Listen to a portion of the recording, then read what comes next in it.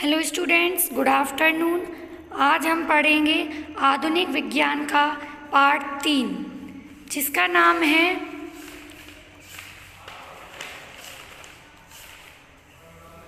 भोजन और स्वास्थ्य। हमारा शरीर एक मशीन की तरह होता है और यह मशीन देखभाल भी करती है।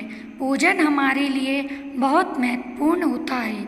हमें कार्य करने के लिए, बढ़ने के लिए और स्वस्थ और मजबूत रहने के लिए ऊर्जा की आवश्यकता होती है।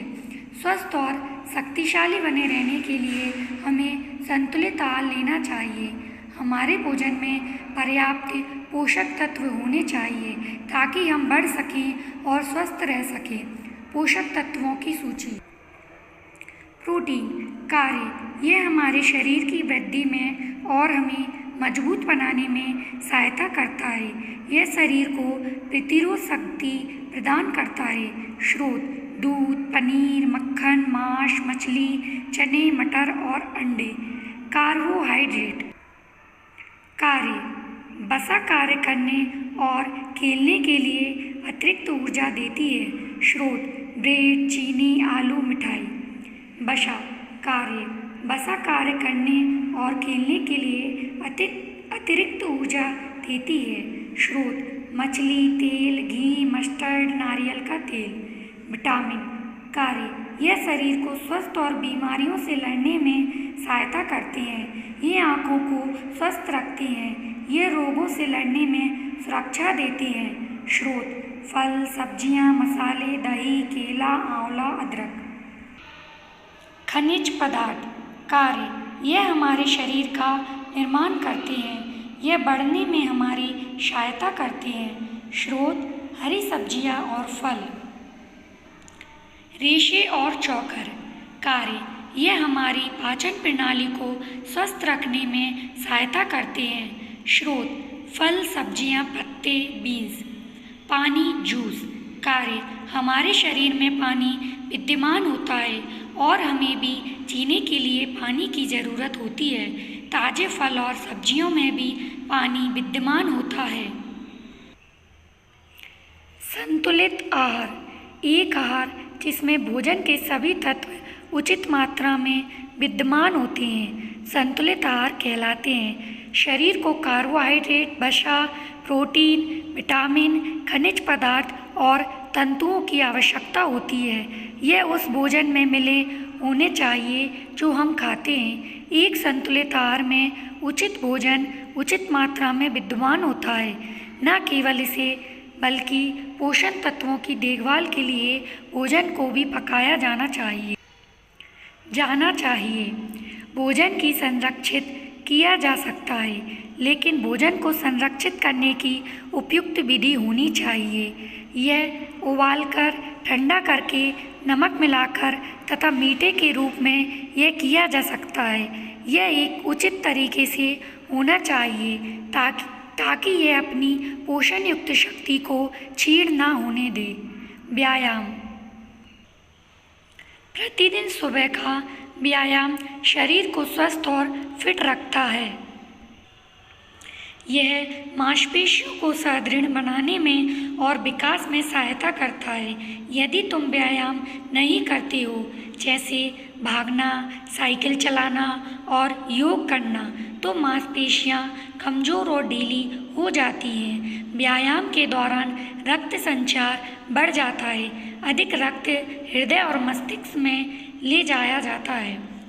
इस प्रकार यह स्नायु तंत्र की भी सहायता करता है। अधिक हवा अंदर बाहर हिलती है और फेफड़ों के बाहर भी हिलती है। इस प्रकार हम अधिक ऑक्सीजन और कार्बन डाइऑक्साइड लेते हैं। शरीर से अत्यधिक पसीना निकलता है, जो हमारे लिए बहुत अच्छा होता है। त्वचा में पसीने की ग्रंथियां अत्यधिक कार्य करने के लिए तैयार हो जाती हैं। यदि तुम तेज दिमाग और स्वस्थ शरीर चाहते हो तो रोजाना व्यायाम करना जारी रखें। आराम भी उतना ही जरूरी होता है जितना कि व्यायाम। उचित आराम और नींद भी शरीर के लिए महत्वपूर्ण होती है। हम अच्छी नींद के पश्चात तरोताज़ा महसूस करते हैं। नींद हमें बढ़ने के लिए और शरीर के तंतुओं की मरम्मत के लिए समय भी देती है। रोगों की कमी। क्या होगा यदि तुम्हारे शरीर को उचित मात्रा में सभी पोषक तत्व प्राप्त नहीं होते? तुम्हें बीमारियों को सहन करना पड़ेगा। पोषक तत्वों की कमी के कारण होने वाली बीमारियां रोगों की न्यूनता कहलाती है। बच्चे जिन्हें पर्याप्त प्रोटीन नहीं मिल पाते वे बहुत धीरे से बढ़ते हैं। उनकी त्वचा पर दुखन होती रहती है। उनका पेट फूलता जाता है। विटामिन और खनिज पदार्थों की कमी के कारण कई रोग होते हैं जिन्हें चित्र में दर्शाया गया है। विटामिन या खनिज पदार्थ। वर्तमान में रोगों की न्यूनता।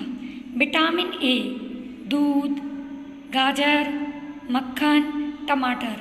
नाइट ब्लाइंडनेस, रात को साफ नहीं देख सकते। विटामिन बी दूध, मांस, ब्रेड।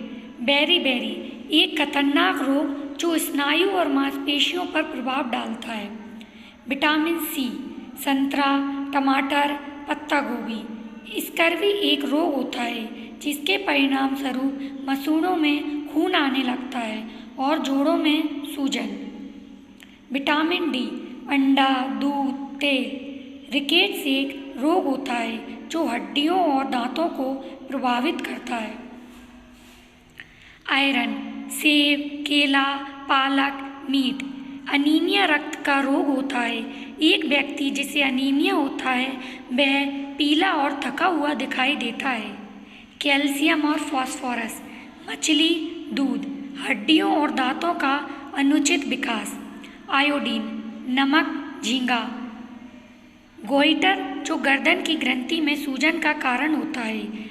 परिणाम स्वरूप शरीर का विकास अनुपयुक्त होता है। बीमारी की न्यूनता को एक व्यक्ति से दूसरे व्यक्ति नहीं की जा सकती, इसलिए उन्हें असंक्रामक रोग कहा जाता है। कुछ असंक्रामक रोगों का कारण वातावरण में उपस्थित हानिकारक पदार्थ होते हैं। उदाहरण के लिए कारों और फैक्ट्रियों का धुआं फेफड़ों और हृदय के रोगों का कारण होता है। असंक्रामक रोगों का कारण कुछ बुरी आदतें भी हो सकती हैं, जैसे धूम्रपान हृदय और रक्त संबंधी रोगों का बड़ा कारण होता है। संक्रामक रोग। कीटाणु हमारे शरीर में प्रवेश करके हमारे शरीर के तत्वों को नष्ट कर देते हैं तथा रोगों का कारण बनते हैं। बैक्टीरिया, वायरस और प्रोटोजोआ के वे कीटाणु होते हैं जो कई रोगों का कारण होते हैं। रोग जैसे ट्यूबरक्लोसिस, कोलेरा और टाइफाइड, निमोनिया बैक्टीरिया के कारण होते हैं। सामान्य खांसी, पोलियो और खसरा रोग वायरस के कारण होते हैं। प्रोटोजोआ मलेरिया और अतिसार जैसे रोगों का कारण होता है। कीटाणु हमारे चारों ओर उपस्थित होते हैं। वे वायु में, पानी में और भोजन में उपस्थित होते हैं। गंदा पानी या भोजन में बहुत से कीटाणु होते हैं। कीटाणु हमारे शरीर में हमारे भोजन और जल द्वारा प्रवेश करते हैं या हवा के द्वारा जब हम सांस लेते हैं। यह हमारी त्वचा के कटे हुए भाग से हमारे शरीर में प्रवेश भी कर सकते हैं और जब एक कीड़ा हमें काटता है। बीमार व्यक्ति के शरीर में बड़ी संख्या में कीटाणु होते हैं। ये आसानी से दूसरे व्यक्ति में जा सकते हैं। वह व्यक्ति भी बीमार हो जाएगा। इस प्रकार कीटाणुओं द्वारा होने वाली बीमारियों को संक्रामक रोग या छूतहा बीमारियां कहते हैं। चित्र कुछ तरीके दर्शाता है जिनमें कीटाणु एक बीमार व्यक्ति से एक स्वस्थ व्यक्ति में जा सकते हैं। सीधा संपर्क, खांसी, भोजन और जल कीटाणुओं द्वारा। स्थायी संपर्क, बीमारियां जैसे दाद एक संक्रमित व्यक्ति के कपड़ों से या उसकी त्वचा के स्थायी संपर्क से फैल सकते हैं। वायु सामान्य खांसी, बुखार या खसरा हवा के द्वारा फैलता है। जब एक बीमार व्यक्ति चीखता है या उसे जुकाम होता है तब हवा में से बड़ी संख्या में कीटाणु मुक्त हो जाते हैं। जब इस हवा को एक स्वस्थ व्यक्ति द्वारा सांस से लिया जाता है तो वह रोगों से संक्रमित हो सकता है। भोजन और पानी। संक्रमित भोजन और पानी में कीटाणु डायरिया, निमोनिया, टाइफाइड या जुकाम फैला सकते हैं। भोजन और पानी जो उपयुक्त रूप से एकत्रित नहीं किए जाते हमें संक्रमित कर सकते हैं। मक्खियाँ और कॉकरोच कीटाणु लाते हैं जो हमारे भोजन और पानी को प्रभावित कर सकते हैं। कीड़े मकोड़े। कीड़े खून चूसते हैं, जैसे मच्छर और मक्खियाँ भी रोगों को फैलाते हैं। मलेरिया मच्छरों द्वारा फैलाते हैं। जब एक मच्छर संक्रमित व्यक्ति के खून को चूसता है, यह मलेरिया के कीटाणुओं द्वारा भी चूसा जाता है। जब मच्छर एक स्वस्थ व्यक्ति को काटता है तो व्यक्ति के रक्त में कीटाणु प्रवेश कर जाते हैं और मलेरिया का कारण होता है।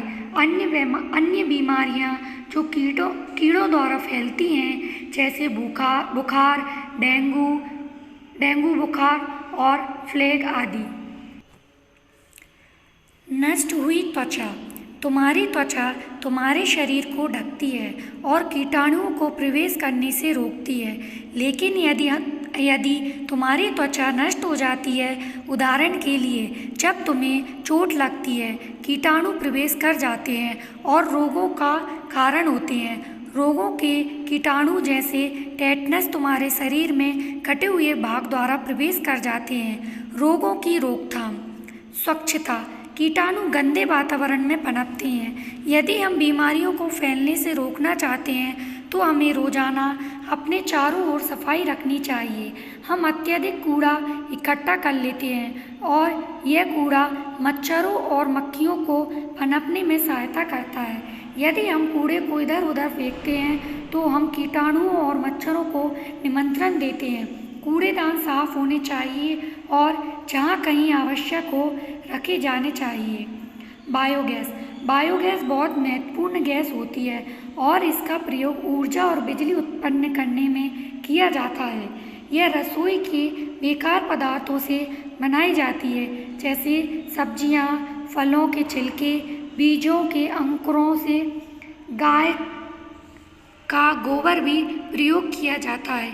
यह बेकार पदार्थ एकत्रित किए जाते हैं और इन्हें टैंकों में भरकर ढक दिया जाता है और इस विशेष तरीके से बायोगैस बनाई जाती है। यह गैस साफ और दुर्गंधहीन बनाई जाती है। वानस्पतिक खाद। वानस्पतिक खाद मिट्टी में मिलाई जाती है। वानस्पतिक खाद तैयार करने की विधि कंपोस्टिंग कहलाती है। पौधे इस मिट्टी में अच्छी तरह बढ़ते हैं क्योंकि यह मिट्टी पौधों को सहारा देती है। वानस्पतिक खाद सूखी पत्तियों, भूसे और सूखी घासों, अंडे के छिलकों, खरपतवारों, चाय की पत्तियों, फलों और सब्जियों आदि से बनाई जाती है। इस प्रकार ये बेकार पदार्थ सहायता करते हैं। हमारा घर और पड़ोस। हमें अपना घर और पड़ोस साफ सुथरा रखना चाहिए। घर में खिड़कियां और दरवाज़ों की उचित व्यवस्था होनी चाहिए तथा इन पर जाली लगी होनी चाहिए ताकि मच्छर और मक्खियां घर के अंदर प्रवेश ना कर सकें। घरों में रसोई घर, बाथरूम और टॉयलेट साफ सुथरे होने चाहिए और गड्ढे ढके होने चाहिए। सभी रेस्टोरेंट, होटल, बेकरी साफ सुथरी होनी चाहिए। हवा और सूर्य का प्रकाश। ताज़ी हवा और सूर्य तेज प्रकाश कीटाणुओं को मारता है। यह बहुत महत्वपूर्ण है कि घर में हवा और प्रकाश की उचित व्यवस्था होनी चाहिए। घरों में बिस्तर साफ और धूल कणों से मुक्त होने चाहिए। पीने का पानी। पीने का पानी छना हुआ और कीटाणु रहित होना चाहिए। पानी को उबालकर, छानकर और क्लोरीन मिलाकर शुद्ध किया जा सकता है। पाश्चुरीकरण। दूध को शुद्ध और सुरक्षित रखने के लिए पाश्चुरीकरण किया जाता है। दूध को लगभग आधा घंटा उबालकर रखने से इसमें से हानिकारक बैक्टीरिया पाश्चुरीकरण द्वारा मर जाते हैं और इसे आसानी से ठंडा किया जाता है ताकि इसके कीटाणु मर जाएं। प्रतिरक्षीकरण करना। प्रतिरक्षीकरण बहुत महत्वपूर्ण होता है। यह बच्चों की रोगों से रक्षा करता है, जैसे डिप्थीरिया, नज़ला, खसरा, टेटनस और पोलियो आदि। प्रतिरक्षीकरण के दौरान साधारणतया बच्चों को वैक्सीन के टीके लगाए जाते हैं। ये टीके बच्चों के शरीर को रोगों से लड़ने में सहायता देते हैं। पोषक तत्वों की सूची। उम्र, वैक्सीन।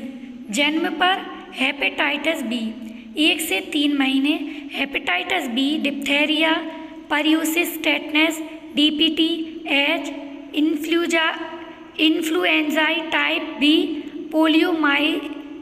पोलियोमाइलिटिस। 4 महीने, diphtheria, pertussis, tetanus, DPT, H, influenzae type B, poliomyelitis. 6 महीने, diphtheria, pertussis, tetanus, DPT, H, influenzae type B. 7 से 10 महीने, हेपेटाइटिस बी। 12 से 15 महीने, एच, इन्फ्लुएंजाई टाइप बी, खसरा, मम्पस, रुबेला, MMR। 15 से 18 महीने, poliomyelitis, chickenpox, diphtheria, pertussis, tetanus, DPT.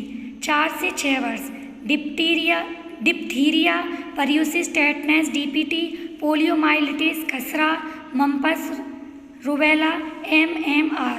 11 से 16 वर्ष, डिप्थीरिया, पर्यूसिस, टेटनस, डीपीटी। प्रत्येक 10 वर्ष पश्चात टेटनस और डिप्थीरिया, TD। ओके स्टूडेंट्स, आपका पाठ समाप्त होता है। आगे के हम नेक्स्ट क्लास में पढ़ेंगे।